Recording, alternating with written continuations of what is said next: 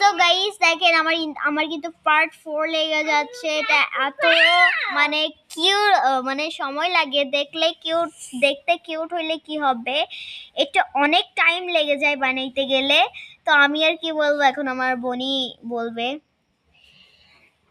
মানে কি হইছে, আমরা 1 2 এভাবে করতে করতে আমাদের প্রায় দেখছেন কত লাগে গেছে।